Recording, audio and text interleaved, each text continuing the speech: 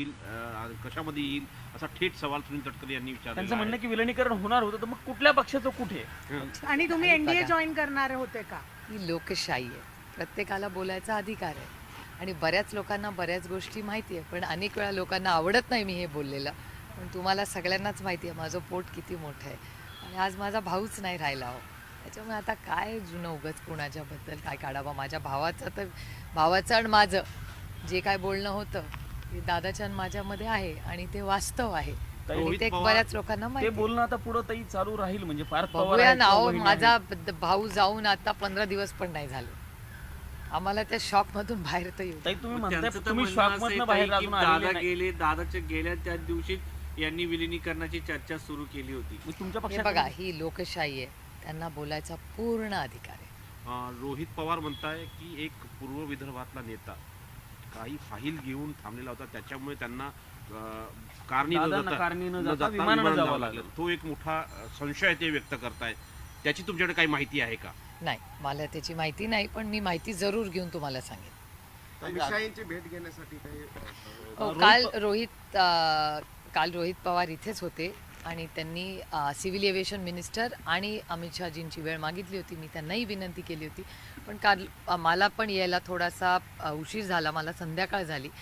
त्याच्यामुळे काल मी ईमेलही केला होता त्यांच्या ऑफिसला की रोहितची इच्छा होती की त्या दोघांनाही जाऊन विनंती करावी ह्या सगळ्याची. पण आज रोहित आता मुंबईला का पुण्याला गेलेला आहे, त्यामुळे परत तो दिल्लीला येईल तेव्हा परत मी विनंती करेन. अमित शहा आणि नरेंद्र मोदींनी आणि इतर सर्व नेत्यांनी कुटुंब म्हणून काय भावना व्यक्त केल्या आहेत तुमच्यासोबत? नाही, एकतर माननीय मोदीजींचे फोनही आलेले आहेत. आदरणीय पवार साहेब जेव्हा हॉस्पिटलमध्ये होते तेव्हाही मोदीजींचा, सोनियाजींचा, राजनाथ सिंगजींचा, राहुलजी, प्रियांकाजी, म्हणजे ओमर अब्दुल्ला, अनेक आदरणीय पवार साहेबांवर प्रेम करणारे अशा अनेक लोकांच्या शुभेच्छा आणि गेट वेल सूनचे फोन आले.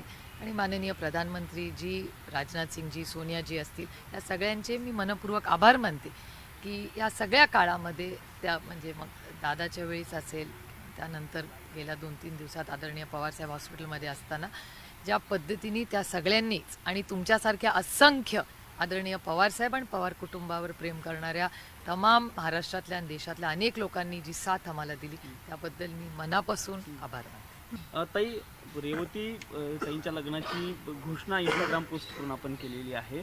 मुख्यमंत्र्यांनी मध्यस्थी केली अशी एक चर्चा आहे. नेमकं नाही, खरं तर गेले अनेक महिने ही चर्चा चालली होती. रेवती आणि सारंग हे गेले जवळपास वर्षभर एकमेकाला ओळखतात आणि माझं भाग्य आहे की माझे सगळेच भाऊ, म्हणजे मला 6 भाऊ आहेत, त्या 6ही भावांनी या नात्याला आशीर्वाद दिलेला आहे.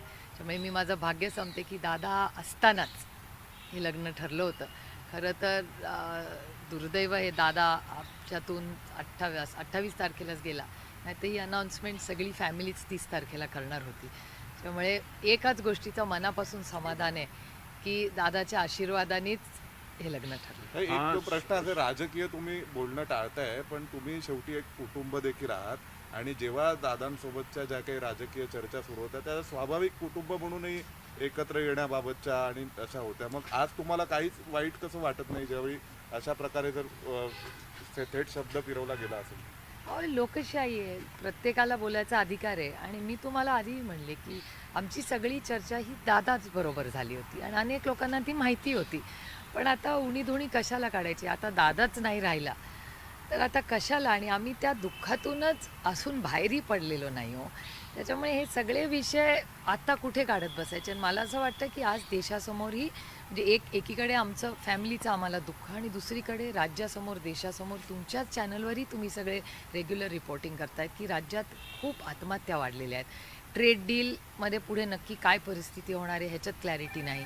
काल आपण सगळ्यांनी जर निर्मलाजींचं भाषणही ऐकलं असेल, त्याच्यात सेस असेल, डेव्होल्युशन टॅक्स असेल, ह्याच्यावर अनेक उलटसुलट गोष्टी येत आहेत. अनेक राज्यांची मतं वेगळी आहेत. 16 फायनान्स कमिशन सुरू होतं आहे. त्यामुळे खूप मोठी आव्हानं, जबाबदाऱ्या ही तुम्ही पत्रकार म्हणून आणि आम्ही लोकप्रतिनिधी म्हणून आपल्या सगळ्यांवरच आहे. आज योगायोगाने सकाळी DPDC झाली, त्याचा पुढे आता महाराष्ट्राच्या बजेटमध्ये काय होतं आहे, अनेक पेमेंट्स वेळेवर होत नाही आहेत. त्यामुळे असे अनेक आर्थिक परिस्थिती आणि पुढे होणारे या नक्की ट्रेड डीलमधून भारताच्या पदरात काय पडणार आहे ह्याच्यात अजून क्लॅरिटी आली नाही. DPTC सरकार मध्ये